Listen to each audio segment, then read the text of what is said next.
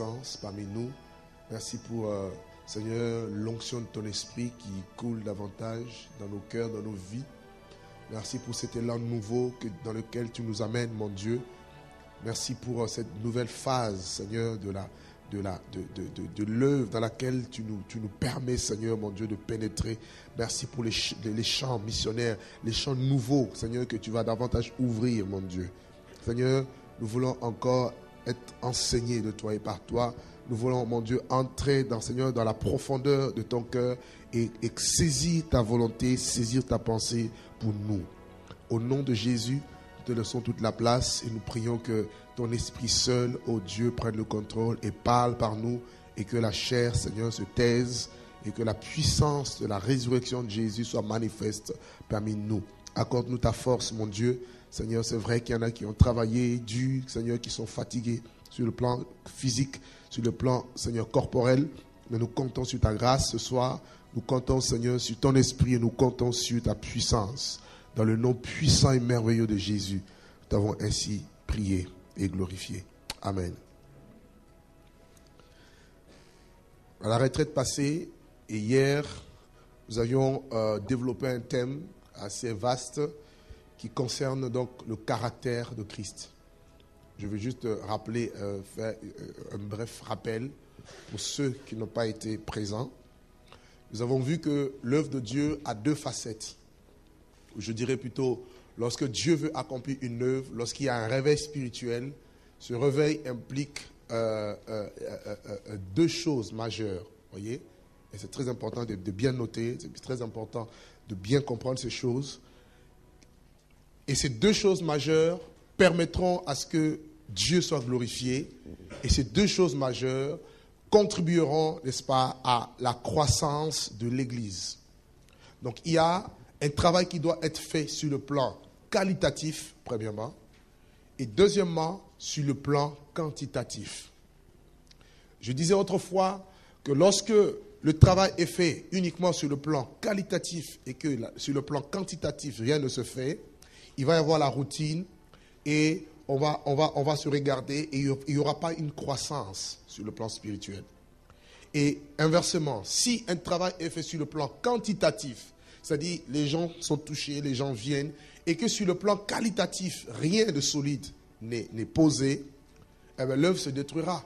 Parce que le manque de qualité va détruire la quantité que Dieu va envoyer. Voilà pourquoi les deux aspects vont ensemble. Vous verrez que Jésus avait d'abord choisi 12 disciples qui va appeler par la suite apôtres.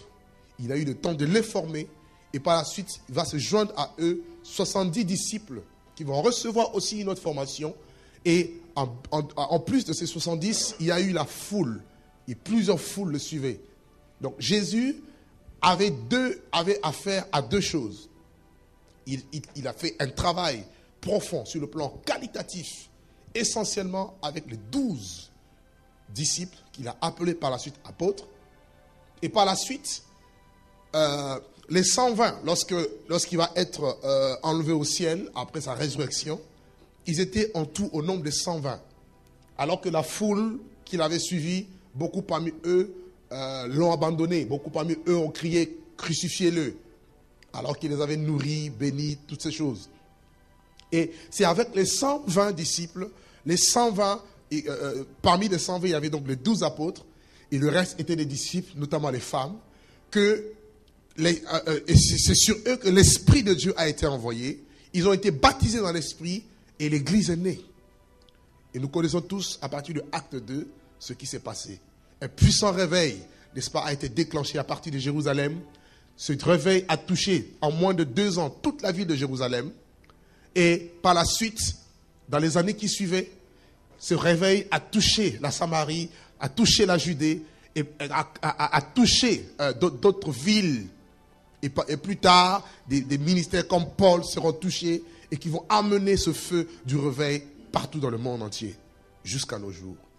Donc, vous voyez qu'il y a eu un travail de fond, un travail qualitatif. Et ce travail consiste en quoi ? Ce travail consiste à positionner ou à bâtir en chacun de nous, du moins à ceux-là qui veulent être comme Christ, le caractère de Christ. qui est essentiel, qui est fondamental.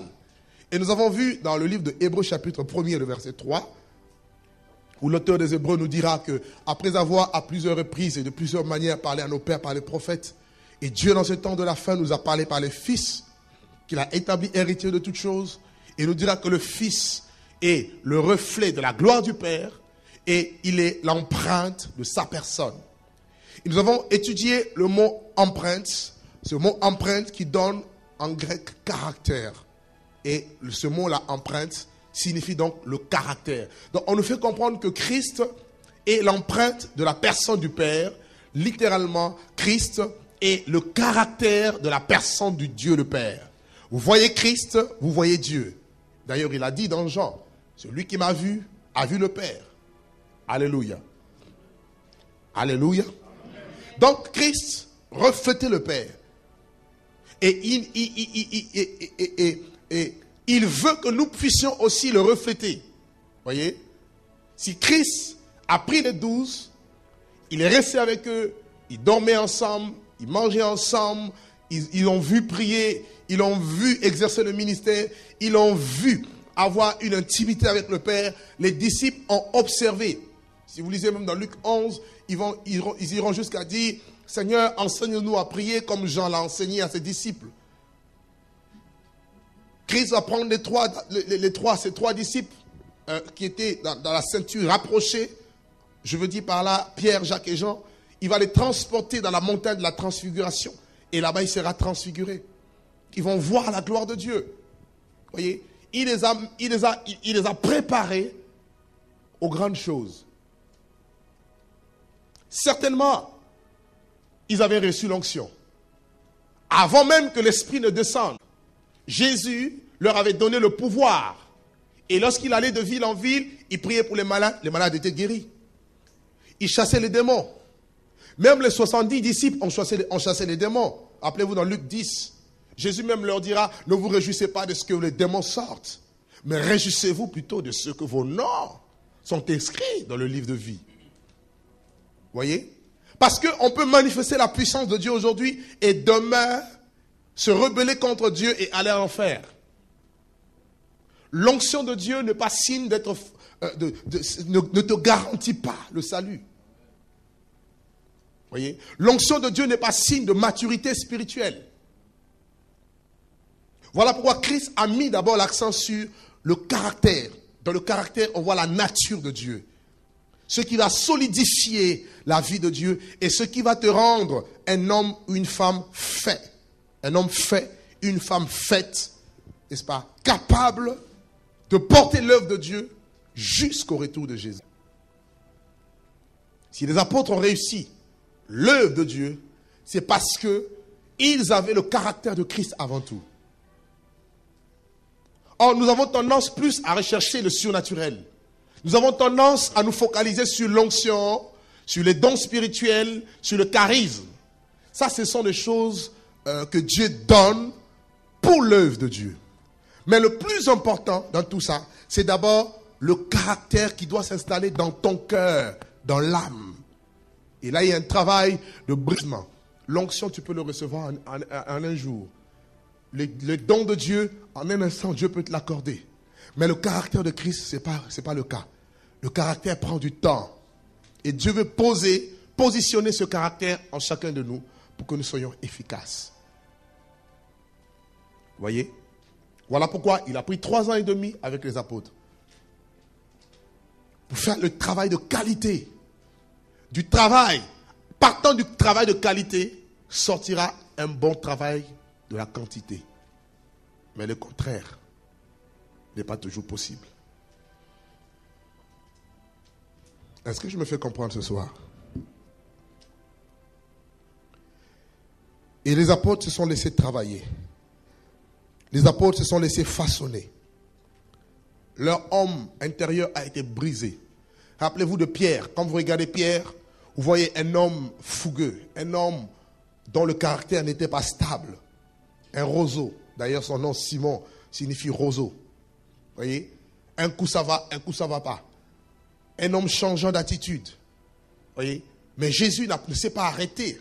Alors qu'il Dieu voyait l'appel qu'il y avait derrière Simon, derrière Pierre. Alors qu'est-ce que Jésus fait? Jésus le prend, Jésus le taille, Jésus le forme, Jésus le reprenait des fois rudement. Jésus était obligé d'être dur avec eux.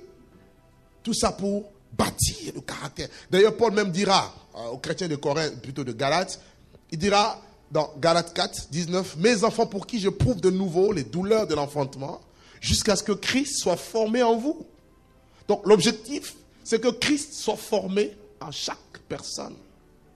De sorte que lorsqu'on vous voit, l'on voit Christ. Et c'est ça le travail important.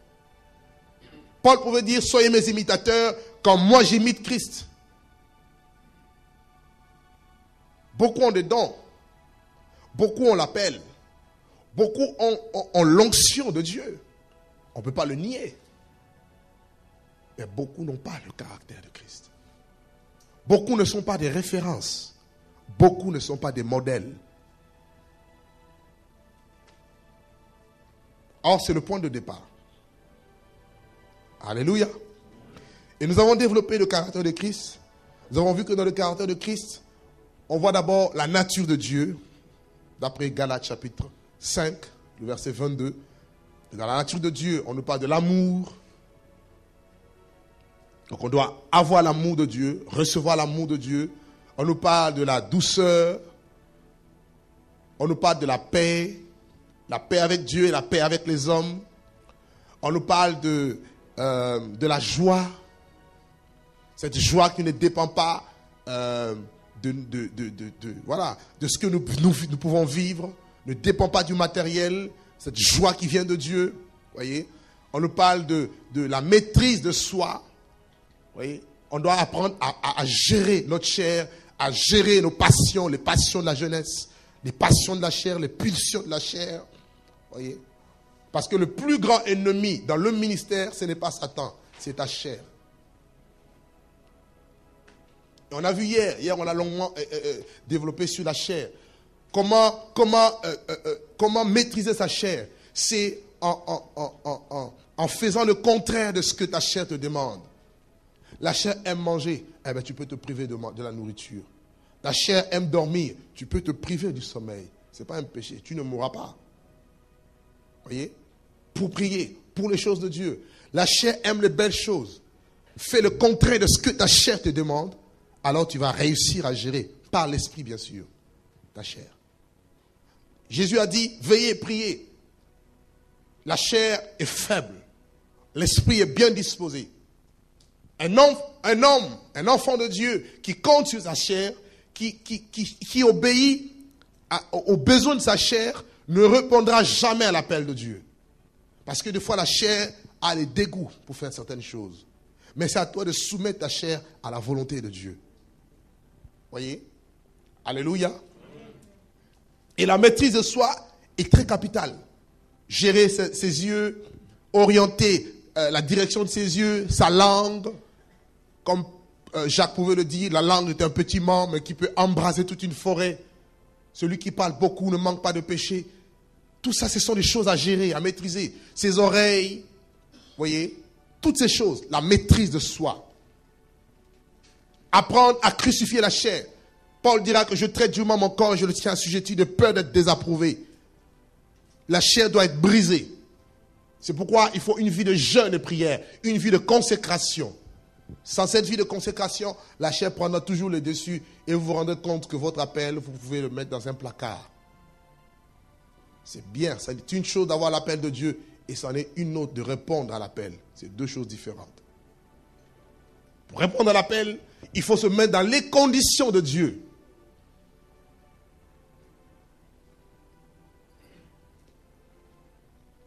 Amen. On a vu d'autres aspects du caractère de Christ. On a parlé de l'humilité. L'humilité du cœur, qui est une vertu capitale. L'orgueil précède la ruine, mais l'humilité précède la gloire. On a vu la simplicité. Dieu est simple. Et Dieu nous appelle à avoir une vie simple. On a vu la prudence. Et non la méfiance, mais la prudence. Jésus a dit, je vous envoie comme des brebis au milieu de loups. Soyez simples comme des colombes et prudents comme des serpents. Voyez? On a vu plusieurs choses. La sanctification. Ce sont des bases du caractère de Christ. Et le caractère de Christ va dégager le parfum de Dieu. Donc, des fois, tu n'auras même pas besoin de parler. Rien que le caractère, lorsqu'on te voit, on voit Christ. Et rien que par ta vie, par ton attitude, c'est déjà un message puissant. Et comme on a vu, le plus important, ce n'est pas lorsqu'on vient, on prêche la vérité. Le plus important, c'est lorsqu'on vit la vérité. Prêcher sans vivre la chose n'aura aucun effet. Mais lorsque vous vivez ce que vous prêchez, alors la puissance de Dieu se dégage. Et ça, il faut le caractère. Et c'est très important. Donc voilà un peu, pour résumer un peu ce que nous avons pu voir pendant, donc hier déjà, et puis la dernière retraite pour ceux qui n'étaient pas là. Et c'est très, très, très important. Amen. L'onction, les dons, les charismes ne sont pas signes de maturité. Ce n'est pas parce que quelqu'un, vous pouvez voir l'onction puissamment sur la personne que la personne est mature. Non, détrompez-vous. C'est pourquoi ce n'est pas étonnant de voir quelqu'un que Dieu peut-être a utilisé et puis le lendemain vous le voyez chuter. C'est parce qu'il n'a pas su travailler le caractère. C'est parce qu'il a négligé beaucoup d'aspects. On pense que oui, on a l'onction. Alors on peut être dans la légèreté dans le langage, légèreté dans son habillement, dans son accoutrement. Tout ça, ce sont des choses qui peuvent affecter. Voyez? Et c'est pourquoi c'est important, en tant qu'enfant de Dieu, surtout en tant que ministre, voyez, du Seigneur, parce que quand on parle du ministère, il faut comprendre que Dieu exigera beaucoup de vous. Parce que là, vous êtes dans le service. C'est autre chose. Ce n'est pas comme quelqu'un qui vient de sortir du monde et qui a accepté le salut. Faites la différence entre le salut et le ministère. Quand on parle du ministère, on rentre dans un terrain pratique. Et Dieu exige, donc Dieu veut vous faire confiance. Et pour vous faire confiance, vous devez aussi faire vos preuves. Voyez? Et Dieu veut nous emmener dans la maturité. Être des hommes bâtis. Dans le caractère de Christ, il y a la discipline. Si vous n'êtes pas discipliné, on voit votre ministère, on voit votre appel, votre onction. Parce que le ministère, l'onction va avec le témoignage. Et si votre témoignage est cassé, rien ne se fera. Alléluia. Hier, on a parlé du témoignage un peu. On a vu par exemple dans le livre de Proverbes, au chapitre 22, où il est écrit « La bonne réputation vaut mieux qu'un bon parfum ». C'est bien ça? On a vu dans Ecclésiaste 7, et puis dans Proverbes 22, 1. Proverbes 22, 1, et puis Ecclésiaste 7, 1. On a parlé de la bonne réputation. Quand la Bible parle de la bonne réputation, la Bible l'assimile au témoignage. Et nous avons pris également un autre passage que Paul va donner dans le livre de Actes, chapitre 24, verset 16, si je ne me trompe. Actes 24, 16, où Paul dira « Je m'efforce d'avoir constamment une conscience sans reproche devant Dieu et devant les hommes. » Donc le ministère, c'est aussi le témoignage. Il faut avoir un bon témoignage, déjà parmi les saints, aussi envers ceux du dehors. Si envers ceux du dehors, votre ministère n'est pas correct, comment voulez-vous que Dieu les touche? Hein? C'est pas possible. Alors, une autre preuve. Allez-y avec moi dans le livre de 1 Pierre. Ça, c'est un verset qui vient de m'être inspiré à l'instant. Dans 1 Pierre, au chapitre 2, verset 12. Regardez ce que Pierre dit ici. Ça complète ce qu'on a vu hier par rapport au témoignage, vous voyez? Un bon témoignage. Pierre dit, ayez au milieu de païens une bonne conduite, afin que là même où ils vous calomnient, comme si vous étiez des malfaiteurs, ils remarquent vos bonnes œuvres et glorifient Dieu au jour où il les visitera. Vous voyez? Ayez, c'est un ordre, au milieu des païens, une bonne conduite. Un bon témoignage. Même si ces gens vous traitent de je ne sais pas quoi. Parce que souvent, au milieu des païens, on est traité de tous les noms. Ah oui, vous avez dépassé, vous vivez dans un autre âge. On peut se moquer de nous. Mais attention, ils se moquent de nous parce que ça leur plaît. Mais au fond d'eux, ils savent que vous êtes sérieux.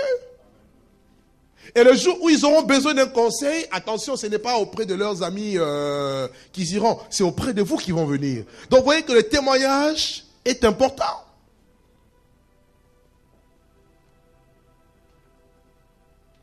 Il faut le soigner. Alléluia. Bien. Ce soir, nous allons partager sur le cœur du serviteur.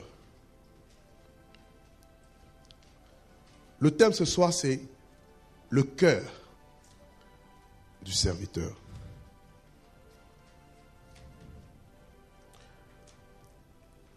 Dieu m'a dit,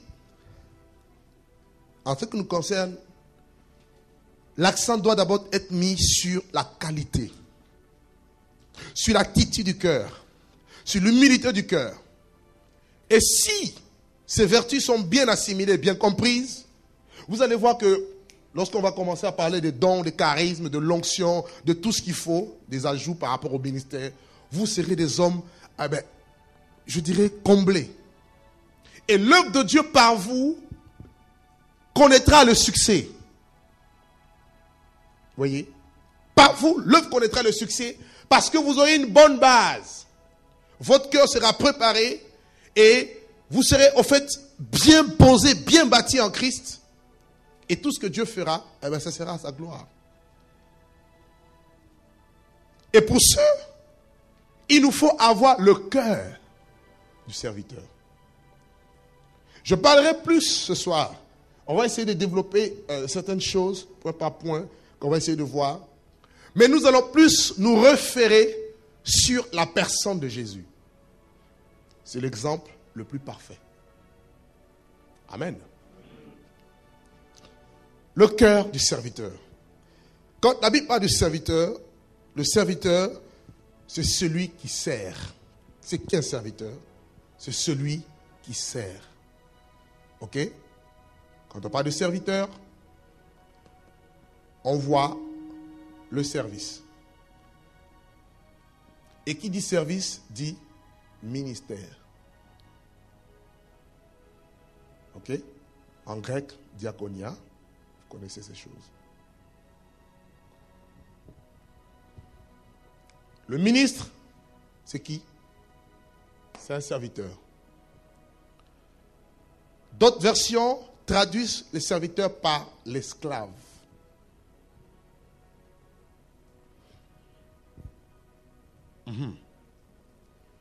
Alors, comprenez. En ce qui concerne notre position vis-à-vis de Dieu, le chrétien ou l'enfant de Dieu a plusieurs identités. Nous sommes d'une part fils et filles de Dieu. N'est-ce pas? Dans Jean 1, il est dit quoi? À tous ceux qui l'ont reçu, à ceux qui croient en son nom, elle, la parole, leur a donné le pouvoir de devenir enfants de Dieu, lesquels sont nés non du sang, ni de la volonté de la chair, ni de la volonté de l'homme, mais de Dieu. Une autre identité que nous avons, c'est quoi? Nous sommes fils et filles de Dieu. Là, nous sommes dans la position de fils et de filles. Galates 4 nous dit que aussi longtemps que l'héritier est un enfant, il ne diffère en rien d'un esclave. Et le mot enfant, là, c'est plus ignorant. Voyez? Il dit, puisque nous sommes fils, Dieu a envoyé dans l'esprit de son fils, lequel crie Abba Père, Abba Father. Voyez? Il est dit que, dans Romains 8, il est dit quoi? Il est dit que nous sommes héritiers de Dieu et co-héritiers de Christ. Tous ceux qui sont conduits par l'Esprit de Dieu sont fils de Dieu. Donc là, nous avons une autre position de fils. Donc, en tant que fils, nous sommes co-héritiers de Christ.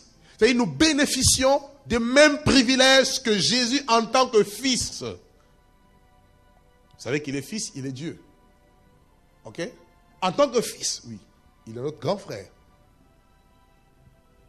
Une autre identité que nous avons, nous sommes des sacrificateurs. Il a fait de nous quoi? Un royaume des sacrificateurs. Nous sommes des rois et des sacrificateurs. Une autre identité, nous sommes héritiers. Rendez grâce au Père qui nous a rendus capables d'avoir part à l'héritage de saints dans la lumière.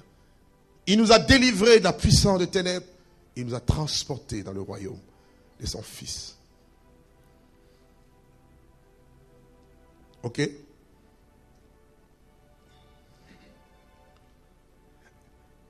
Un autre aspect, nous sommes aussi amis de Dieu.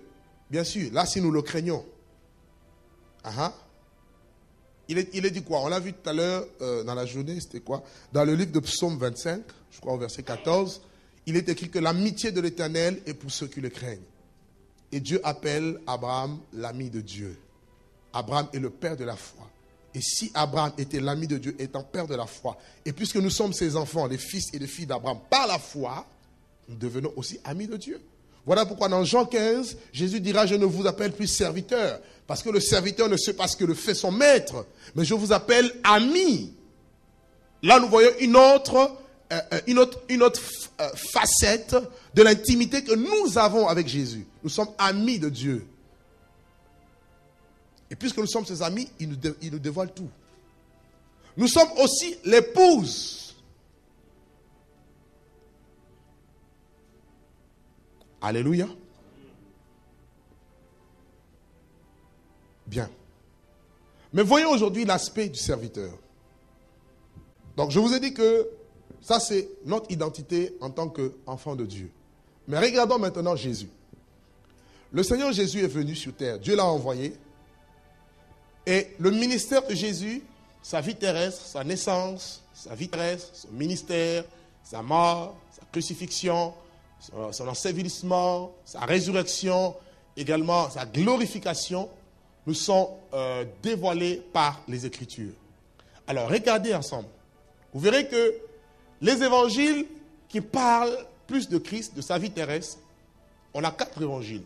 Vous savez que la Bible présente 4 évangiles. Hein? Et parmi les 4 évangiles, vous avez 3 évangiles qui sont synoptiques. C'est-à-dire où il y a des ressemblances. C'est-à-dire Matthieu, Marc et Luc. Ok? Maintenant, regardez. L'évangile de Matthieu présente Jésus en tant que roi. Ok? Qui dit roi, dit la royauté. On voit plus la royauté. Vous comprenez pourquoi Matthieu parle beaucoup du royaume des cieux. Le royaume des cieux est semblable à ceci. Cherchez d'abord le royaume des cieux. Voyez? Le royaume des cieux. Le royaume des cieux. Toujours le royaume des cieux. Ou le royaume de Dieu. Maintenant, Marc, lui, il présente Jésus comme étant le serviteur. Quand on parle du serviteur, on voit le service ou encore le ministère. Ok? Luc, lui, il présente plus Jésus comme le Fils de l'homme. Donc, on voit Jésus en tant que l'homme. Il a paru comme un vrai homme, dit Philippiens. Ok? Donc, on voit son humanité. Il était 100% Dieu et 100% homme. Et Colossiens 2, au chapitre 9, je crois, nous dit que en lui habitait corporellement toute la plénitude de la divinité. La divinité habitait dans son corps, corporellement. Donc, il a eu un corps physique. Et Jean, lui, présente Jésus-Christ en tant que Dieu, la divinité. Avant qu'Abraham fût, je suis. Or, je suis, c'est Yahvé, l'Éternel. Moi et le Père, nous sommes un. Ok? En tant que Dieu, on voit sa divinité. Bien. Donc, on voit déjà les 4 aspects de la personne de Jésus. Jésus, roi. Jésus, serviteur. Jésus, homme. Jésus, Dieu. Ok? Mais regardez, vous verrez que de par sa position, il est élevé. Je veux nous faire comprendre certaines vérités ce soir. Alléluia. Pour que l'onction que tu recevras ou que tu as ne te détruise pas. Parce que cela va tellement t'élever. Les hommes vont tellement te lever. Dieu va tellement t'élever. C'est bien. Mais si toi-même, tu ne diminues pas pour être esclave, serviteur, tu mourras. Est-ce que c'est clair jusque-là? Prenons Philippiens chapitre 2, le verset 5 à 9. Philippiens chapitre 2, verset 5 à 9. La parole de Dieu dit ceci. Ayez en vous le sentiment qui était en Jésus-Christ. Voyez? Ayez en vous le sentiment, le caractère, voyez? Qui était en Jésus-Christ. Existant en forme de Dieu. Donc là, Paul nous fait comprendre que Jésus est Dieu. Existant en forme de Dieu. En tant que Dieu, il est créateur. En tant que Dieu, il est tout puissant. En tant que Dieu, il est maître du ciel et de la terre. Tout pouvoir lui appartient. En tant que Dieu, il est suprême. C'est une position unique que personne d'autre ne peut avoir. Il y a un seul Dieu. Il n'y en a pas deux. Un seul. Existant en forme de Dieu. On nous dit, il n'a point regardé son égalité avec Dieu comme une proie à arracher, mais il s'est dépouillé lui-même en prenant une forme de serviteur. Il s'est dépouillé lui-même. Donc, il y a un travail à faire de dépouillement où il faut quitter sa position, quitter la place que Dieu te met et venir comme un serviteur. Gloire à Jésus. En devenant semblable aux hommes, il a paru comme un vrai homme. Et il s'est humilié lui-même, se rendant obéissant jusqu'à la mort, et même jusqu'à la mort de la croix. Cette parole est puissante. Nous parlons du cœur du serviteur. Le serviteur le plus parfait, c'est Jésus. Il n'y a pas meilleur que lui. Donc, nous allons essayer de l'étudier un peu. On va prendre juste quelques clés ce soir pour nous aider à voir le cœur du serviteur, pour être efficace. On nous dit que de par sa position, il est Dieu. Il n'a pas regardé comme une proie arrachée d'être l'égal de Dieu. En tant que Dieu, il est adoré. Toutes les créatures l'adorent, dans les cieux, sur la terre. Je dis bien toutes les créatures, les anges, la terre, le loup. Quand vous allez dans les psaumes, on nous parle de comment l'univers entier glorifie le nom de Dieu. Voyez? Mais la Bible dira qu'il va se dépouiller. Il va laisser ces choses. Parce qu'il y avait un besoin. Il va prendre la forme d'un serviteur pour répondre d'abord aux besoins de Dieu, ensuite aux besoins des hommes. En tant que serviteur, il voulait d'abord répondre aux besoins de Dieu. J'insiste encore là-dessus. Ensuite, aux besoins de l'humanité. L'humanité était tombée dans le péché. Personne ne pouvait être sauvé. Dieu pose la question, qui enverrai-je? Personne dans le cortège céleste pouvait prendre la place que lui a pris. Aucun ange, aucune créature, aucun homme. Mais lui, il a dit, j'irai. Et si vous lisez dans le livre de Hébreux 10, Dieu dira, Hébreux chapitre 10, à partir du verset 4, car il était impossible que le sang de taureaux et de boucs ôte le péché. C'est pourquoi Christ, en entrant dans le monde, dit, tu n'as voulu ni sacrifice ni offrande, mais tu m'as formé un corps. Tu n'as agréé ni holocauste, ni sacrifice pour le péché. Alors j'ai dit, voici, je viens dans le rouleau du livre, il est question de moi, pour faire, ô Dieu, ta volonté. Donc en tant que serviteur, il est d'abord venu faire la volonté de Dieu le Père. Donc par là, on comprend que le serviteur que nous sommes d'abord serviteurs de Dieu. Qui dit serviteur de Dieu, dit celui qui doit faire la volonté de Dieu. C'est vrai, on va être serviteurs des uns des autres. C'est vrai, mais on n'est pas d'abord serviteurs des hommes. On est serviteurs de Dieu avant tout. Paul même pouvait jusqu'à dire, est-ce la faveur des hommes que je recherche? Dans Galates 1:10. Si je plaisais encore aux hommes, je ne serais plus serviteur de Dieu. Alléluia. Donc, en tant que serviteur, il s'est dépouillé de sa royauté, de sa divinité, enfin, de sa position en tant que Dieu, parce qu'il était quand même Dieu quand il était sur terre. Et la Bible dit qu'il a pris la forme d'un homme pour servir. Et Dieu le Père et l'humanité. Est-ce que c'est clair jusque-là? Hein? Ok.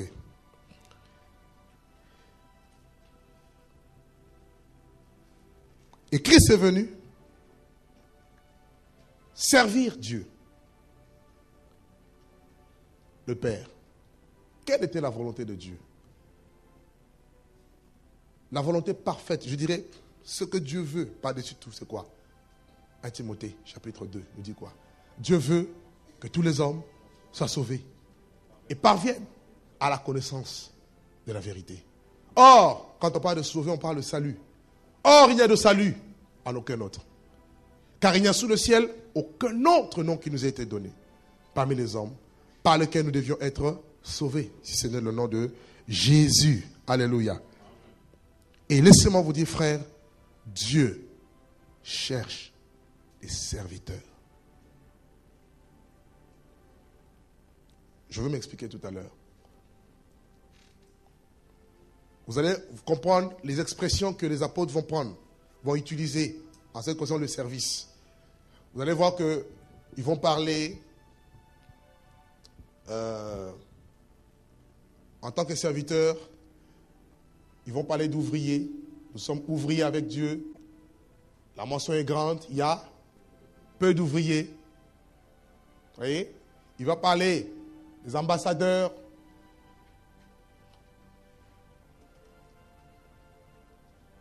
Esclaves,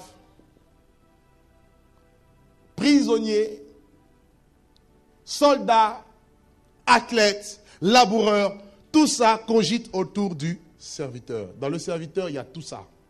On va essayer de revenir tout à l'heure. Et Dieu, frères et sœurs, ne cherche pas de patron. Dieu cherche des serviteurs. Dieu ne cherche pas non plus de patronnes. Dieu cherche des serviteurs, des servantes. Et qui dit serviteur, dit forcément l'humilité. La capacité de pouvoir servir les autres.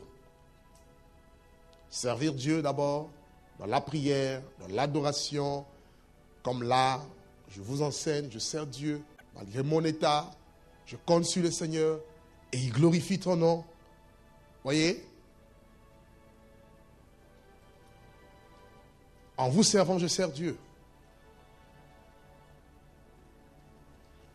Et non être de patron. Et lorsqu'on parle de serviteur, on voit automatiquement le service lié au royaume. Vous me permettez d'effacer? En bas, hein? Est-ce que tout le monde me suit jusque-là? Donc, quand on parle du serviteur, le service que Dieu nous demande d'accomplir, ce service est lié au royaume. Donc, nous devons tout faire pour chercher les intérêts du royaume des cieux. Quelqu'un qui a le cœur du serviteur ne servira pas autre chose. D'ailleurs, dans Matthieu 6, 33, verset que nous connaissons, Jésus dira, cherchez premièrement le royaume des cieux et sa justice. Et tout le reste vous sera donné par-dessus tout. Donc, le service concerne le royaume. Et qu'est-ce que c'est ce royaume? Regardez avec moi dans Romains chapitre 14. Vous allez comprendre que Paul parle du royaume, en même temps il parle du service. Et il va parler de celui qui est agréable à Dieu. Romains chapitre 14, versets 17 à 20.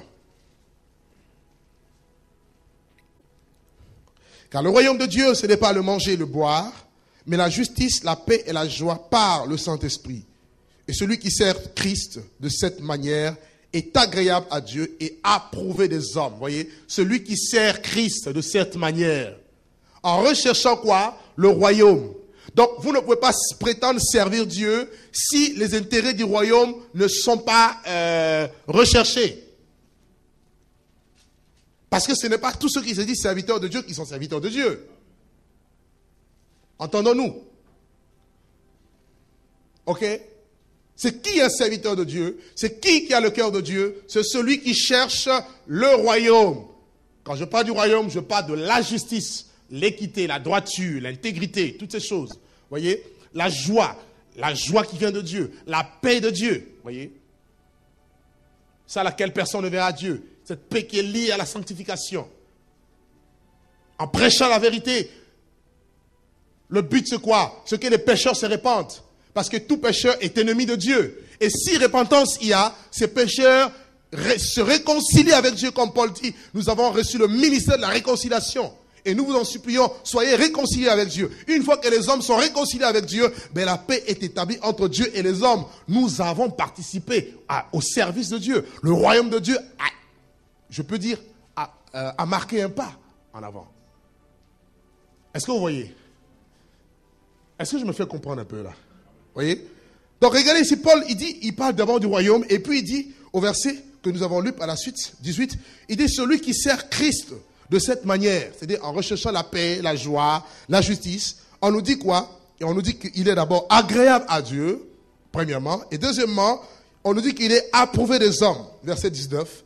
Ainsi donc, recherchons ce qui contribue à la paix et à l'édification mutuelle, verset 20. Pour un aliment ne détruit pas l'œuvre de Dieu. Est-ce que vous suivez ici? Paul insiste, il dit, pour un aliment ne détruit pas l'œuvre de Dieu. Et dans 1 Corinthiens 6, il dit quoi? Les aliments sont pour les ventres sont pour les aliments. Dieu détruira l'un comme les autres. Il dit, le corps n'est pas pour la débauche. Le corps est pour le Seigneur. Et dans Philippiens chapitre 3, au verset 18, regardez, il dit, Philippiens 3, Philippiens chapitre 3, au verset 18 à 19, Paul dit, car il en est plusieurs qui marchent en ennemis de la croix de Christ. Je vous en ai souvent parlé et j'en parle maintenant encore en pleurant. Leur fin sera la perdition. Ils ont pour Dieu leur ventre. Voyez? Et puisque c'est leur ventre qui est leur Dieu, quand on parle du ventre, logiquement on voit la nourriture, on voit l'aliment. Donc l'œuvre de Dieu sera détruite. Ils ont pour Dieu leur ventre. Et puis il dit quoi? Et ils mettent leur gloire en ce qui fait, dans ce qui fait leur honte, et ils ne pensent qu'aux choses de la terre. Voilà ceux qui sont prêts à détruire le royaume de Dieu. Parce qu'ils ne visent pas les intérêts du royaume. Ils visent les intérêts de leur ventre. Comment savoir que quelqu'un sert son ventre? Parce qu'il y a beaucoup qui servent leur ventre. Même dans le ministère ici, on a beaucoup qui servent leur ventre. Comment le savoir? Lorsque tu cherches ton propre intérêt.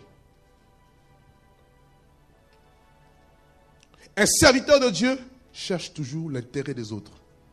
C'est prouvé bibliquement. Hein? Alléluia. La Bible dit que Jésus n'a pas regardé à ses propres intérêts. On a vu dans 2 Corinthiens 8, on nous dira quoi? On nous dira que Jésus, il s'est dépouillé de sa richesse, de riche qu'il était, il s'est fait pauvre pour que nous soyons enrichis. 2 Corinthiens 8, 9. Voyez? Et beaucoup servent leur ventre. Et quand on sert le ventre, forcément on détruit l'œuvre de Dieu. Parce que Paul dit, pour un aliment ne détruit pas l'œuvre de Dieu. Et si quelqu'un sert son ventre, automatiquement, il détruit l'œuvre de Dieu. Voyez? Et puis il dit, il ne pense qu'aux choses de la terre. Alors que lorsqu'on cherche le royaume, on va se focaliser aux choses d'en haut. Colossiens 3. Si vous êtes ressuscité avec Christ, cherchez les choses d'en haut, où Christ est assis à la droite de Dieu, et non aux choses terrestres.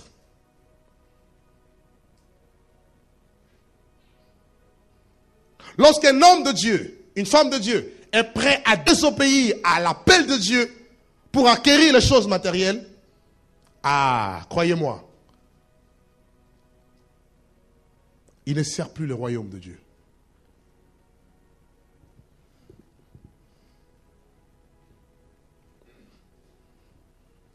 Je parle ici du service. Et la priorité, c'est le royaume. Comprenez-moi que Dieu, pour son peuple,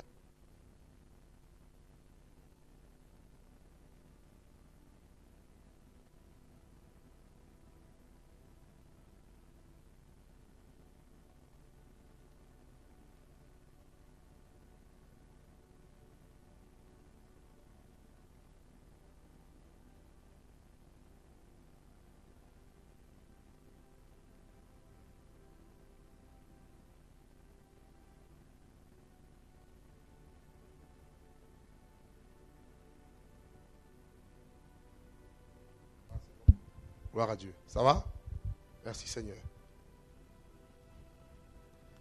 Alléluia. Est-ce que ça rentre bien, ça descend bien dans le cœur? Le cœur du serviteur. Jésus a tout laissé. Et les apôtres, regardez lorsque les apôtres, Jésus va venir rencontrer les apôtres. Pierre, tout ça. Ils avaient fait une grande pêche. Il leur indiquait, il disait, jetez le fil à droite. Ils ont jeté. Ils ont pris une grande... Dieu a glorifié son nom. Ils ont eu beaucoup de poissons. Mais la Bible dira quoi? Ils laissèrent tout et ils suivirent Jésus.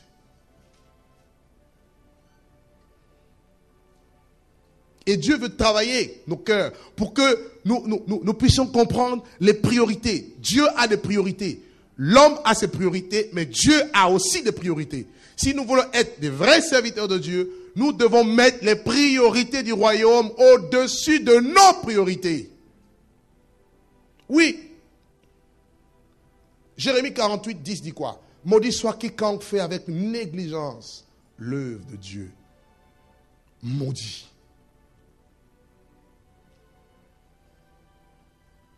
Voyez? L'œuvre de Dieu, on ne doit pas jouer avec. Je vous en prie, ne jouez pas avec l'œuvre de Dieu. L'œuvre pour laquelle Christ a versé son sang, ne jouez pas avec.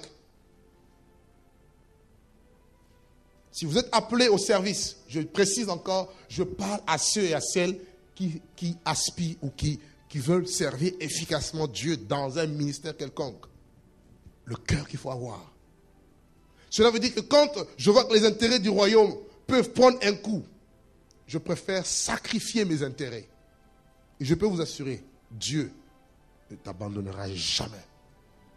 Parce qu'il est fidèle. Amen.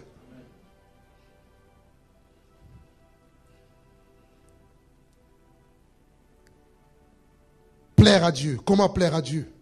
Jésus a tout quitté. Jésus a tout lâché. Il a lâché sa gloire, sa position, pour avoir le cœur de Dieu. Frère, ça c'est pas facile. Peut-être en théorie vous pouvez penser que c'est facile. Mais rentrer dans la pratique, c'est un prix à payer. C'est un prix à payer. Et ce prix est énorme.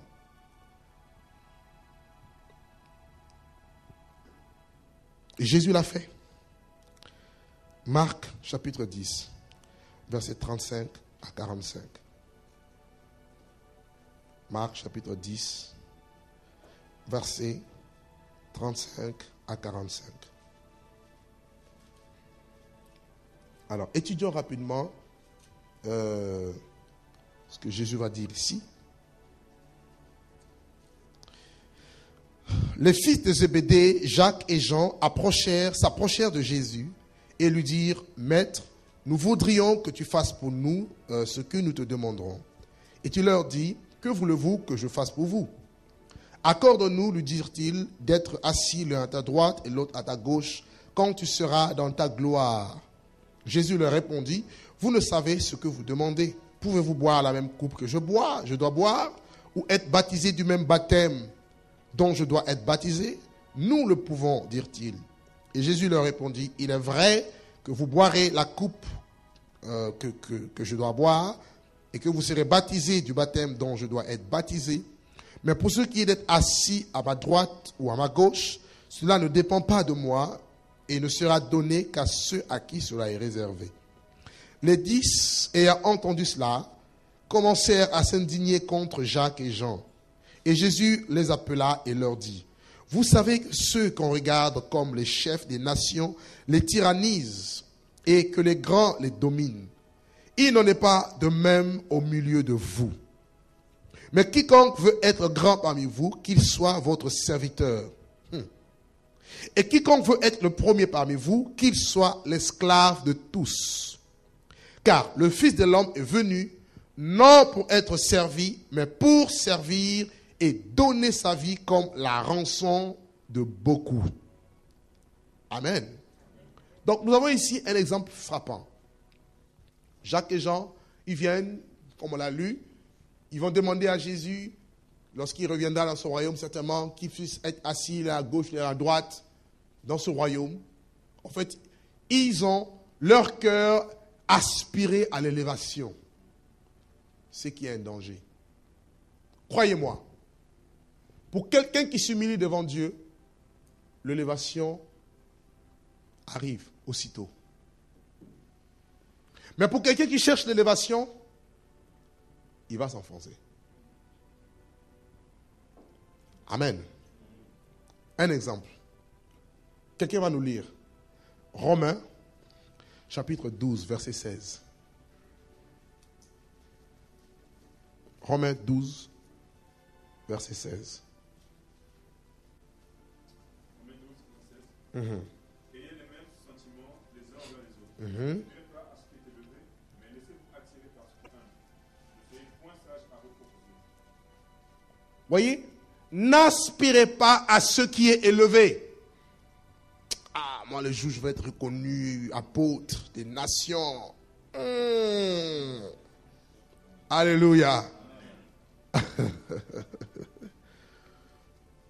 Moi le jour je vais rentrer dans mon ministère de prophète interplanétaire, évangéliste, je ne sais pas, des nations. Ton cœur convoite, ton cœur aspire, ton cœur désire des choses élevées. Alors que ceux qui sont à cette charge-là se disent, Seigneur, si tu pouvais enlever ce ministère. Parce qu'il y a des réalités. Quand Dieu dit à Jérémie quoi? Tu parleras de ma part. Dieu dit à Jérémie, je t'ai choisi avant que tu ne sois formé dans le sein de ta mère, je te connaissais, je t'avais déjà établi prophète des nations, tu iras vers ceux à qui je t'enverrai. Jérémie dit quoi? Je suis un enfant, je ne sais pas parler. Dieu dit, si, tu iras.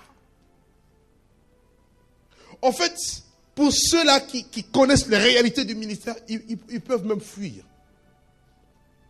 Vous voyez, il a parlé de la coupe. Pouvez-vous boire la même coupe? Regardez même Jésus lui-même, devant la coupe, qu'est-ce qu'il a fait? Père, s'il est possible, que cette coupe s'éloigne de moi. Mais non ma volonté, mais ta volonté. Frère, c'est pas facile. Si on vous dit que le ministère c'est facile, détrompez-vous. C'est une charge. C'est amer comme pas possible. C'est vrai, ça te procure un peu de joie, beaucoup de joie même. Mais d'une part, l'œuvre de Dieu, c'est d'une part le piment, l'autre côté c'est du sucre. Amen. C'est beau, mais ça fait mal aussi. Amen ou pas amen? Amen.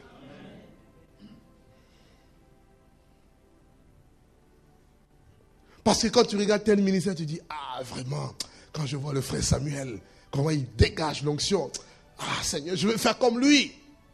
Est-ce que tu sais ce qu'il vit? N'aspirez pas à ce qui est élevé. Et les deux ont fait quoi? Ils ont aspirer. Alors que la Bible dit qu'il leur sera donné, ces places-là seront données à ceux à qui c'est réservé. Demande à Dieu que ta volonté soit faite dans ma vie. Mais ne convoite pas, n'aspire pas à ce qui est élevé. Et dit plutôt, laissez-vous attirer par ce qui est humble.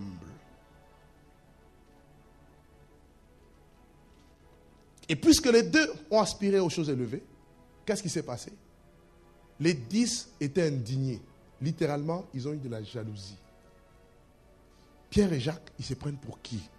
Je suis sûr que Pierre a pu dire que moi, je suis leur vieux. Je suis parmi les premiers qui ont rencontré Jésus. Comment ça se fait? Encore lui, il était fougueux. Et je crois qu'il a dû dire, lâcher un mot. Parce que lui, il ne blague pas. Il ne blaguait pas. Alléluia. Mais regardez l'enseignement de Jésus. Regardez. On parle du cœur du serviteur. Hein?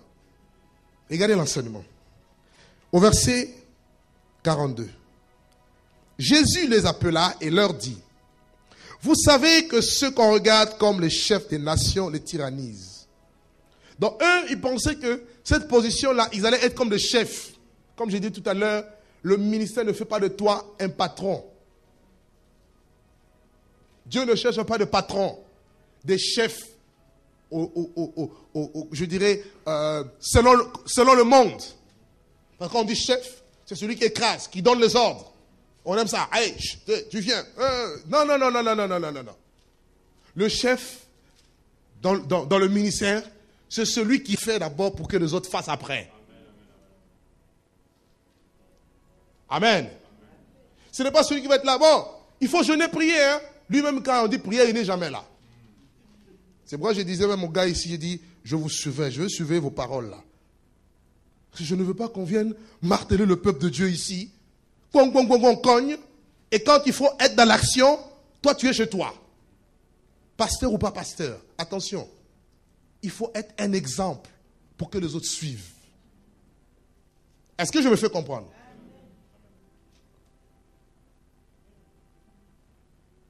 C'est facile de donner les ordres, hein? Surtout quand on a une position. C'est facile de manipuler. Vous dites un mot, oui, parce que vous avez un titre, oui, mais c'est pas ce que Dieu veut. Paul dit quoi? Paul dit que ce que vous avez vu en moi, appris de moi, faites-le. Ce n'est pas faites ce que je dis, bon, ne faites pas ce que je fais. Là, c'est les prêtres catholiques. Malheureusement, il y a beaucoup de prêtres catholiques parmi les chrétiens aussi, parmi les ministères. Je suis adultère, c'est pas grave, Dieu comprend. Ça, c'est mon alliance entre moi et Dieu. Mais écoutez quand même ce que je vous dis. Non. Crains d'abord Dieu et puis on t'écoutera. Alléluia. Si tu es adultère, eh bien, assis-toi ou rentre dans le monde. Voilà. Fais ta vie tranquillement. Personne ne va te déranger. Oui, la position des chefs. Et il dit quoi? Les chefs. Regardez, ceux qui aspirent à ce qui est élevé, c'est quoi? On veut être un chef. Et on dit que les chefs, qu'est-ce qu'ils font? Ils dominent, tyrannisent. Dominer ici, c'est aussi écraser. Combien de ministères écrasent les gens? Ils vont utiliser leur position pour écraser les autres. Ben, vous êtes dans ce que Dieu est en train de réprouver. Combien tyrannisent? Tyranniser ici, c'est aussi semer la terreur, effrayer les gens. Créer la peur. Manipuler les gens. Pierre dit quoi dans 1 Pierre 5? Il dit, voici les exhortations que je vous adresse, moi ancien comme vous. Paissez le troupeau de Dieu qui est au milieu de vous. N'est-ce pas? Non par contrainte, mais avec dévouement. Non comme dominant sur ceux qui vous sont échus en partage, mais en étant les modèles du troupeau. On domine. On dit fais ça, fais ça, fais ça, fais ça, fais ça. Et soi-même on ne fait rien. Dieu n'aime pas ça. Ce n'est pas ça le cœur du serviteur. Le cœur du serviteur, c'est je fais la chose Et je vous montre comment j'ai fait la chose, et vous faites comment j'ai fait la chose. La Bible dit que Jésus est le chemin, la vérité et la vie. C'est-à-dire, sa vie est un chemin pour nous.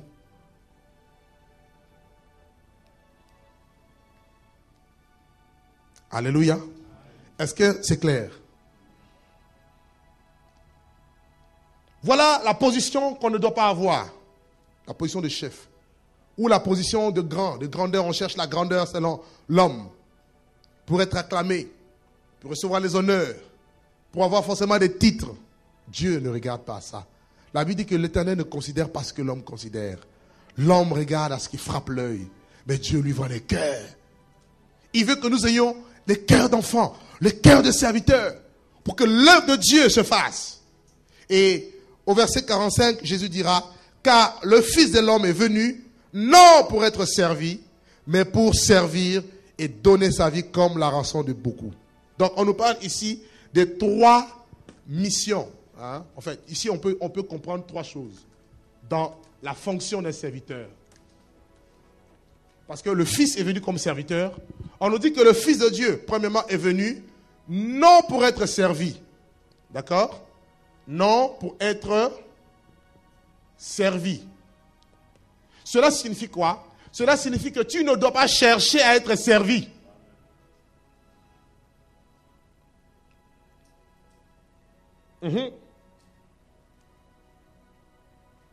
Quelqu'un qui cherche à être servi, qu'est-ce qu'il va faire? Il va faire comme ce qu'on a dit tout à l'heure. Il va dominer, il va écraser, il va se positionner comme un bishop. Et il faut l'honorer, il faut le servir, il faut le bénir, il faut tout faire à sa place. Il ne faut pas se salir les mains. Parce qu'il cherche à être servi. Amen. Et ça, ceux qui veulent être servis, ils passent à côté d'avoir le cœur du serviteur. Le Fils de l'homme n'est pas venu pour être servi, mais pour servir. Alléluia. Donc, le cœur du serviteur implique quoi? Ne pas chercher à être servi.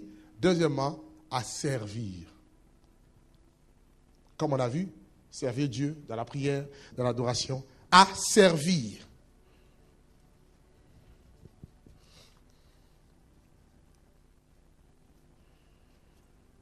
On n'a pas de servir. Cela implique être au service des autres.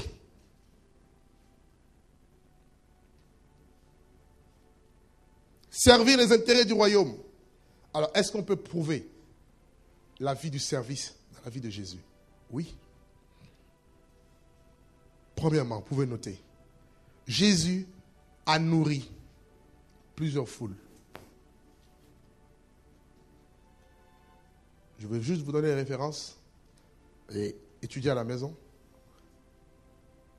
Jésus, à plusieurs reprises, au moins 3 reprises, a nourri des foules. Il n'y avait que 2 poissons et 5 pains. Il dit, faites asseoir le peuple. Il y avait 5000 hommes. À d'autres endroits, 4000 hommes, sans compter les femmes et les enfants. Jésus rend grâce. Il multiplie le pain. Il donne aux disciples. Les disciples servent tous les 5000 hommes. Et après avoir mangé, il récolte les pains qui restaient. Voyez? Pour ne pas qu'il y ait du gaspillage. Ok? Et par la suite, il reste renvoyer la foule. Lorsqu'il regardait la foule de fois, la Bible dira qu'il était ému de compassion. Ils étaient comme perdus, comme des brebis sans berger. Combien aujourd'hui sont comme des brebis sans berger? Ils n'ont plus de référence. Combien cherchent à servir Dieu? Combien ont un appel et cherchent à être encadrés, mais ils n'ont pas des encadreurs qu'il faut? Ils sont comme ça. Ils sont en train de divaguer dans le monde commettant des dégâts parce qu'ils n'ont pas été bien suivis, bien encadrés. Des brebis sans berger. Il a nourri. Et derrière la nourriture, le fait de nourrir la foule, frère, Jésus a nourri aussi bien sur le plan physique que sur le plan spirituel. par l'annonce de l'évangile. Dans Matthieu 4, il dira quoi? L'homme ne vivra pas de pain seulement, mais de toute parole qui sort de la bouche de Dieu. Donc, en tant que serviteurs, nous devons nourrir le troupeau, nourrir les gens, aussi bien sur le plan spirituel que sur le plan physique. À quoi sert de prêcher un évangile si ton frère a faim, tu lui dis que Dieu te bénisse, alors que tu as de quoi pourvoir à ses besoins? Ton évangile est nul. Quel est donc, Matthieu 24, 45 dit, quel est donc le serviteur fidèle et prudent? On nous parle ici du cœur du serviteur. Le serviteur fidèle et prudent que le maître a établi sur ces gens pour leur donner la nourriture au temps convenable. Et dans Ézéchiel 34, on nous parle des faux bergers qui ne pèsent pas le troupeau, qui ne prennent pas soin du troupeau, qui ne nourrissent pas le troupeau de Dieu correctement. On aura des comptes à rendre en tant que serviteur de Dieu. Alléluia. Le cœur du serviteur doit s'inquiéter. Regardez Jésus. Après sa résurrection, les apôtres étaient tellement désemparés. Pierre, qu'est-ce qu'il a fait? Il est retourné à la pêche. Il est même retourné pêcher nu. Tellement qu'il était tombé certainement dans la dépression. Il arrive, il cherche à pêcher, rien. Jésus leur apparaît et dit, enfants, avez-vous quelque chose à manger? Le cœur du serviteur s'inquiète de l'état spirituel des autres. Alléluia. Ça, c'est un point. Un autre point. Jésus guérissait les malades. Il guérissait, il priait pour les gens, il délivrait. Et cela, c'était gratuitement. Dans Matthieu 10, il dit, Matthieu 10, 7 à 8, il dit, allez, purifiez les malades, guérissez, parce qu'il vous a donné ce pouvoir.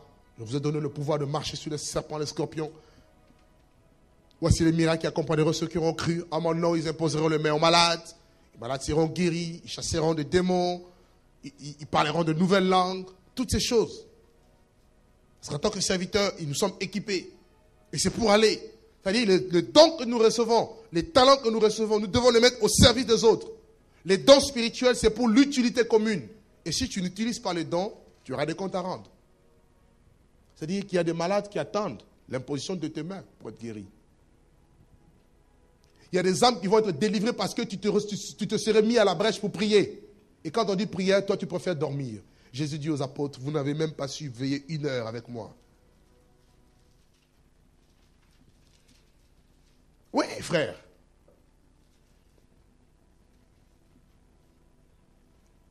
Acte 10 nous dit, vous savez comment Dieu a oint du Saint-Esprit et de force. Jésus qui allait de lieu en lieu et qui guérissait tout ce qui était sous l'empire du diable, car Dieu était avec lui. En tant que serviteur, il faut un mouvement, il faut aller vers les malades. On ne se contente pas d'être serviteur de Dieu comme ça et puis on est assis, on dort. On a un beau bureau, bien un fauteuil, un beau fauteuil et on dit je suis serviteur de Jésus. Non. Il faut aller sur le terrain pratique, au contact avec les malades, avec ceux qui souffrent. Il faut qu'il y ait cette sensibilité par rapport aux souffrances des autres. S'il n'y a pas ça, vous n'avez pas le cœur du serviteur. Celui qui a le cœur du serviteur, on peut l'appeler à 1h du matin, on dit il y a un cas, il se lève. Quand bien il est fatigué, il part. Ça nous est arrivé. Un frère a eu des problèmes sérieux. À 2h du matin, on t'appelle. Tu venais à peine de dormir, fatigué parce que tu as beaucoup de charges. Mais voilà, tu te lèves, tu prends ta voiture et tu pars régler l'affaire.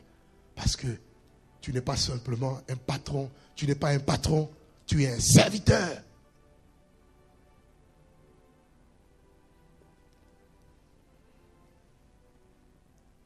Vous voyez la dimension? On est loin, frère. On a du travail.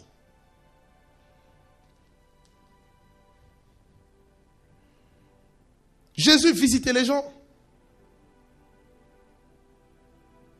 Le grand maître, le Dieu tout-puissant, il allait visiter les gens. Si vous lisez dans Marc 1er, pardon, vous allez voir qu'il est parti visiter la belle-mère de Pierre, qui était malade. Et il a guéri. Et regardez avec moi. Lisons Luc 15. Et regardez même ce que les gens vont dire de lui. Hein. Luc chapitre 15, verset 1er au verset 2. La Bible dit, tous les publicains et les gens de mauvaise vie s'approchaient de Jésus pour l'entendre. Et les pharisiens et les scribes murmuraient, disant, cet homme accueille les gens de mauvaise vie et il mange avec eux. Waouh!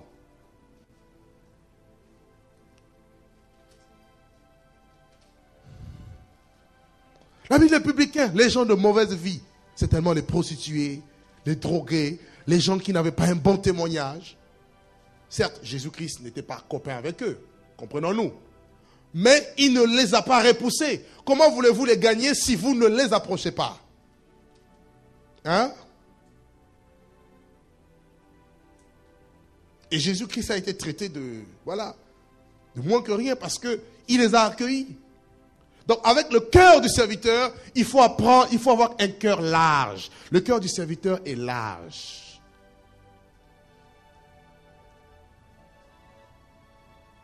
Prêt à accueillir tout le monde. Que le fort soutienne le faible. Quelqu'un qui a le cœur du serviteur, il ne va pas, marteler quelqu'un par rapport à ses défauts.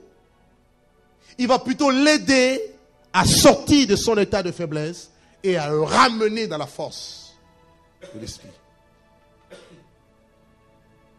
C'est ce que Jésus a fait.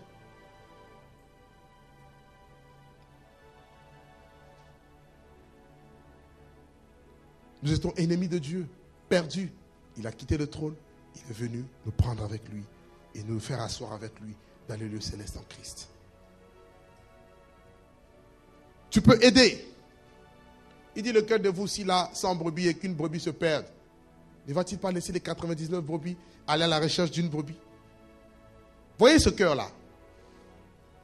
Alléluia. Parce qu'une âme coûte cher devant Dieu.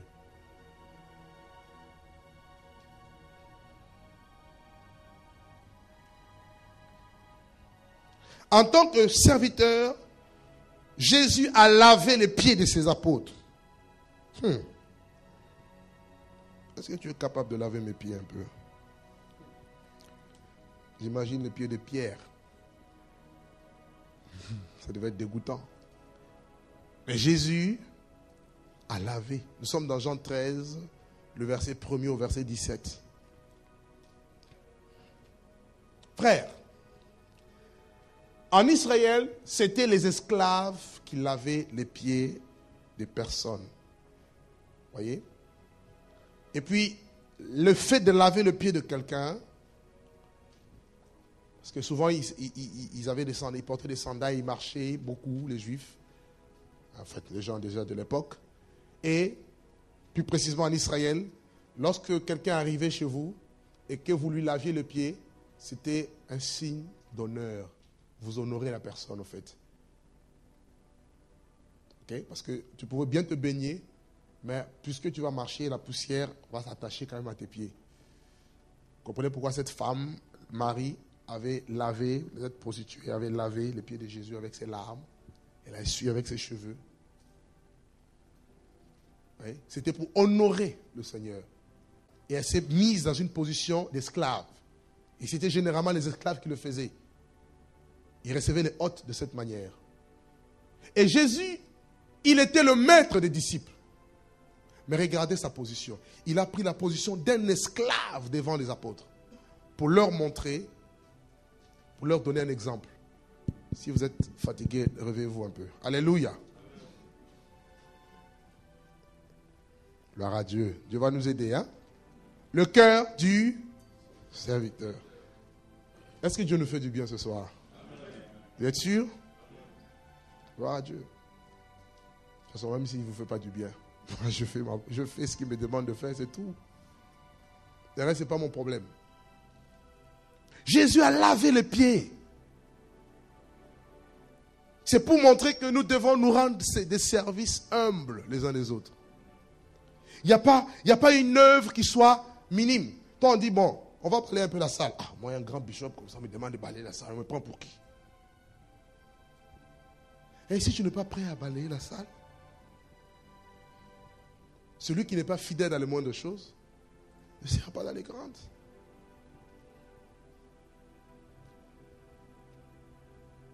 On a eu à reconnaître un frère ici, diacre, ici même à Savigny. Il est parti au pays, il s'est fait reconnaître pasteur. Il est revenu ici, moi je l'appelais diacre, et lui il s'énervait parce que dans son cœur, moi je le minimisais. Il se disait, mais moi je suis déjà pasteur, comme lui me prend pour un diacre. Ah, frère, fais comme ça. Ah. Jésus de Nazareth, c'est chaud, hein?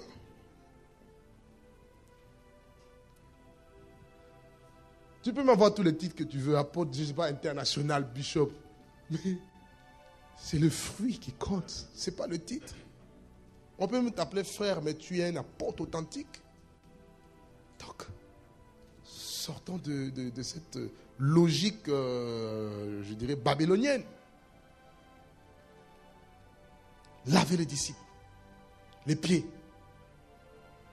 Être capable de s'humilier.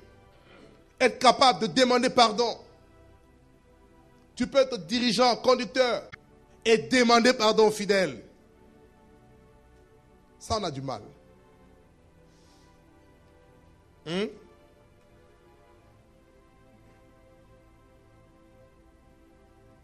cœur. Le cœur de l'homme est méchant, tortueux par-dessus tout. Qui peut le connaître?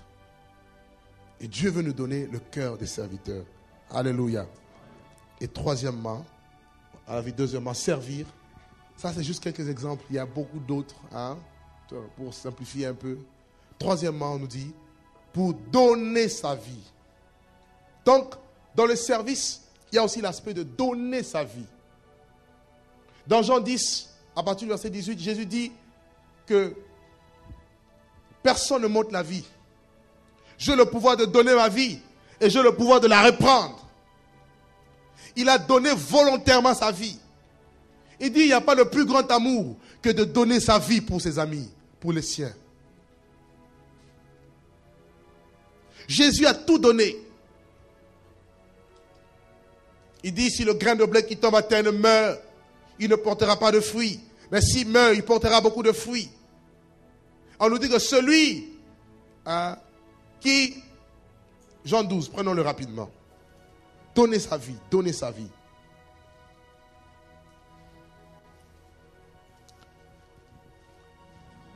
Jean 12, à partir du verset 25. Celui qui aime sa vie la perdra. Mais celui qui hait sa vie dans ce monde la conservera pour la vie éternelle. Si quelqu'un me sert, qu'il me suive. Et là où je suis, là aussi sera mon serviteur. Si quelqu'un me sert, le Père l'honorera. Oh, le cœur du serviteur. C'est donner sa vie. Si quelqu'un aime sa vie, il la perdra. Mais si quelqu'un perd sa vie à cause de moi, il la retrouvera. Es-tu prêt à payer ta vie? À donner ta vie comme un sacrifice? Paul dit, déjà je sers de libation. Vous savez la libation? C'est ce liquide qu'on versait sur le sacrifice pour donner une bonne odeur. Paul, sa vie était un sacrifice. Comme Christ, il dira à ceux qui manquent aux souffrances de Christ, je l'achève en mon corps pour l'Église. Donner sa vie implique le sacrifice. Un conducteur doit apprendre à se sacrifier plus que les autres.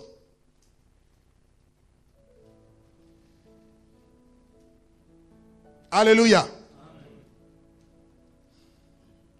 Dieu exige le sacrifice de ta vie. Sacrifier quoi? Sacrifier ton temps. Le temps coûte cher. Sacrifier les priorités. Alors que tout le monde peut dormir sur le lit, toi il te dit dors au sol. Oui frère, le sacrifice. Alors que tout le monde dort la nuit, toi tu dois veiller. Jésus ne dormait pas tous les jours. Vous voulez avoir le cœur du serviteur? On ne dort pas tous les jours. Alléluia. On ne mange pas tous les jours. Le jeûne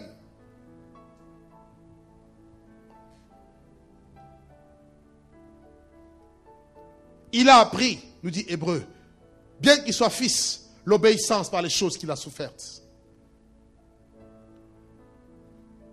Le cœur du serviteur exige le sacrifice. Sacrifier sa vie. J'ai sacrifié ma jeunesse. Des fois, Satan il vient et dit, mais tu ne penses pas que des fois, en tant qu'humain, tu veux regretter un peu. Mais j'ai dit, Satan, tu t'es trompé d'adresse. Mais frère, on a sacrifié beaucoup de choses. Il n'y a rien pour rien. Le salut est gratuit, mais l'œuvre de Dieu, il y a un prix à payer. Alléluia. Est-ce que tout le monde m'entend ce soir? Dis à ton voisin, paye le prix. Non, il ne t'a pas entendu. Dis-lui, paye le prix.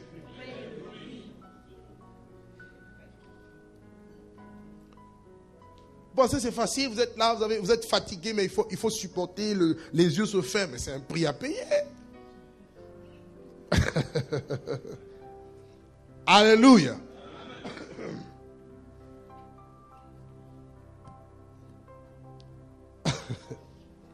Deux fois l'onction vient sur toi. Excusez-moi. Tu es mal, tu es fatigué, mais il te dit tu pries.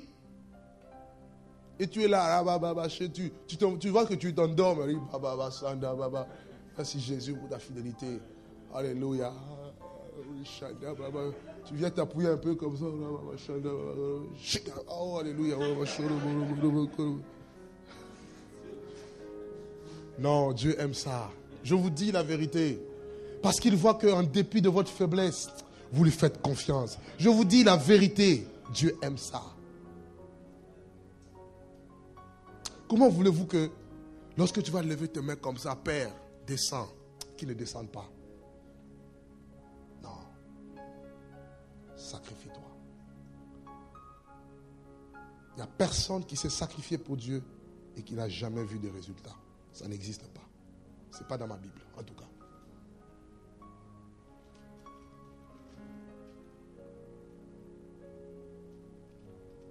Payons le prix, frère. Christ a payé le prix. Alors que des fois les disciples pouvaient le chercher. Mais où est-ce qu'il est? Il leur dit traversez la barque, je vous suis. Lui, il monte sur la montagne. Il prie. Ils arrivent au milieu et le voilà, il marche sur la mer. Il vient. Et il crie fantôme. Non, ce n'est pas un fantôme, c'est moi. Ne vous inquiétez pas. Oh. Un homme exceptionnel. Un homme extraordinaire. Un homme magnifique. Oh, je ne sais même pas comment le décrire. Frère, comme je vous disais hier, il a eu un mode de vie exceptionnel. Plus tu l'étudies, plus tu veux faire comme lui, plus tu verras les résultats. Il n'y a pas de magie. Il n'y a pas de magie avec Dieu. Le cœur du serviteur. Que Dieu nous aide. Il a donné sa vie. Il a accepté la croix. C'est vrai, nous on ne va pas aller à la croix. Mais il nous demande de porter notre croix. D'accepter les persécutions à cause de son nom. Il dit, vous serez haïs de tous à cause de mon nom. La haine que tu subis, le rejet, les douleurs, les critiques, même venant de personnes qui te sont proches, accepte. La trahison, accepte. Tu dis, ça fait mal, Jésus, mais je ne veux pas abandonner. C'est vrai, j'ai mal. Aide-moi à avancer. Et tu continues à avancer. Frère, Dieu aime ça. Quel que soit ce qui t'arrive, la Bible ne dit pas que ça sera facile. Mais la Bible dit que c'est possible. Difficile, mais possible. Vous voyez? Tu marches sur l'épine, ça fait mal. Tu dis, Jésus, regarde l'épine, ça me fait mal. Mais continue à marcher, ne t'arrête pas. Pendant que tu continues à marcher, il guérira le pied où il y a l'épine. Et il te donnera la force de surmonter ces difficultés. Et tu seras un témoignage vivant. Le cœur du serviteur, frère. La Bible dit qu'il a appris, il plut à l'Éternel de le briser par la souffrance, nous dit Ésaïe 53, 10. Dieu se plaît de notre souffrance. En disant à Pierre, Jésus dit quoi? Jésus a indiqué comment la mort de Pierre allait glorifier Dieu. comment la mort de quelqu'un peut-elle glorifier Dieu? Et c'est ça justement la folie de la croix.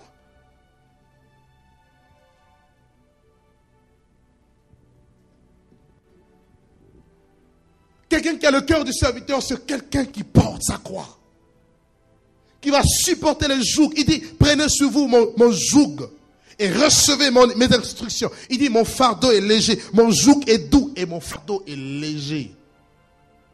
Et tu avances avec le fardeau de Dieu dans le cœur, le larme aux yeux, mais tu avances. Des pleurs, tu avances. Des souffrances, tu avances. Tu dis, Jésus, j'accepte toutes ces choses à cause de ton nom. Tu avances, tu avances, tu avances. Frère, il y a un couronnement. Vous savez, la Bible dit qu'il s'est humilié jusqu'à la mort. Et jusqu'à la mort de la croix. Attention, il y a une suite. C'est pour cela que Dieu l'a souverainement élevé et lui a donné le nom qui est élevé au-dessus de tous les noms, afin qu'au nom de Jésus-Christ de Nazareth, tout genou fléchit dans les cieux, sur la terre et sous la terre, et que toute langue confesse que Jésus est Seigneur, à la gloire de Dieu le Père. Il dit, les souffrances du temps présent ne sauront être comparables à la gloire à venir qui sera révélée pour nous. Il dit, même si notre homme extérieur se détruit, notre homme intérieur se renouvelle de jour en jour, car nos légères afflictions du moment présent produisent pour nous, au-delà de toute espérance, de toute espérance, un poids éternel de gloire. Parce que nous ne regardons pas aux choses passagères, physiques. Les choses visibles sont passagères et les choses invisibles sont éternelles. Frère, l'onction de Dieu viendra et l'onction de Dieu s'accroîtra dans ta vie. Vous savez, quand l'onction vient, c'est d'abord au stade initial. Mais c'est avec la même onction que tu vas décoller. Et c'est la petite onction que tu reçois aujourd'hui qui va te propulser jusque dans l'onction, dans une dimension infinie demain. Mais si tu négliges cette onction, si tu n'acceptes pas le cœur du serviteur, parce que l'onction, pour être attisée, a besoin que tu t'asseyes dans l'obéissance, que tu sois assis et que tu aies le cœur de Dieu, le cœur du serviteur, alors l'onction croîtra dans ta vie. C'est pourquoi Dieu m'a dit, dis-leur, le cœur du serviteur, le caractère de Christ, c'est la base, c'est le soutien. Frère, l'onction que tu recevras, personne ne pourra détruire cette onction, parce que tu connaîtras les secrets de l'onction, et cette onction te propulsera en avant.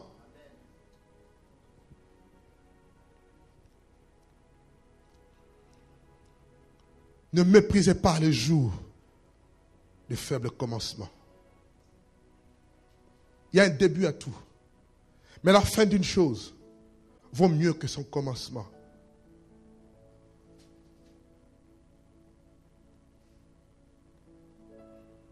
Et regardez Paul quand il a été appelé. C'est vrai, Dieu a libéré des paroles dans sa vie. Mais il a commencé à vivre ces choses 17 ans après. Dieu a eu le temps de mettre en son cœur, lui donner le cœur des serviteurs, le préparer. Frère, ce que tu seras demain, ce n'est pas ce que tu es aujourd'hui. Croyez-moi. Si vous êtes sérieux avec Dieu, si vous prenez votre ministère au sérieux, si vous prenez Dieu au sérieux, si vous êtes fidèle avec Dieu, croyez-moi, à moins que Dieu soit menteur, mais comme il ne l'est pas, la dimension à laquelle il va vous amener demain, ça n'a rien à voir avec aujourd'hui.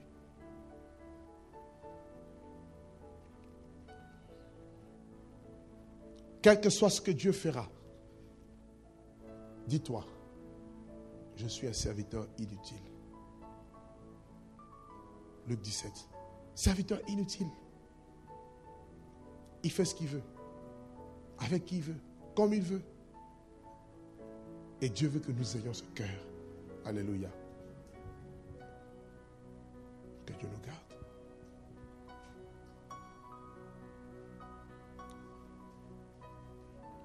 Amen. Beaucoup d'autres choses à dire. On verra ça une autre fois. La prochaine fois, on verra comment remplir le ministère. Il dit dans Colossiens 4, 17, dites Archippe, de prendre garde au ministère qu'elle a reçu de Dieu et de bien le remplir.